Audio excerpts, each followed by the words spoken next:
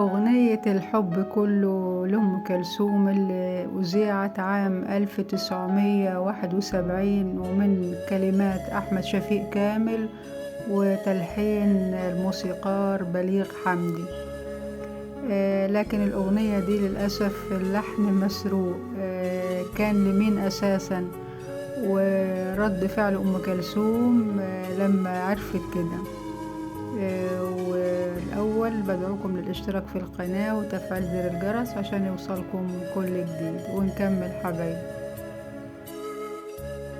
أثارت الإعلامية القصواء هلالي في إحدى برامجها المساء مع القصواء اللي كان بيذاع عبر فضائية TEN تفاصيل اقتباس مطلع اللحن من أغنية سعودية تغنى بها الأستاذ المرحوم طلال المداح، وقام بتلحينها الأستاذ فوزي محسون، وكانت بعنوان عشقت ولا لي في المجادير حيلة.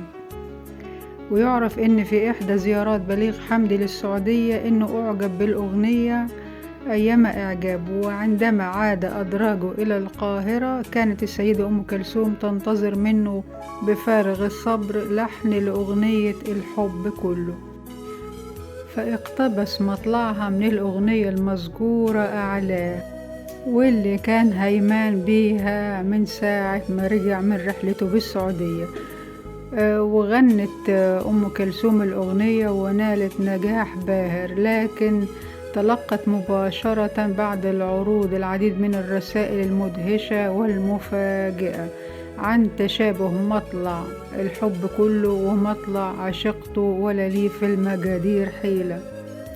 سارعت حينها بسؤال بليغ حمدي حسب المصدر المذكور أعلاه، وما كان منه إلا أنه أكد لها اقتباسه للحن الأستاذ محسون. سارعت السيدة بالاعتذار لدى الملحن محسون وقدمت أسفها الشديد تجاه ما حدث، لكنه عبر لها عن سعادته البالغة بلقائها أولا، وثانيا إنها بتغني من روح موسيقى، وإن بليغ حمدي صديقه ولا يرى أي مشكلة في الأمر.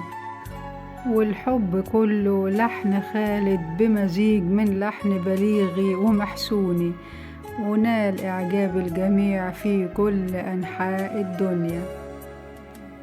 شكرا، وما تنسوش اللايك.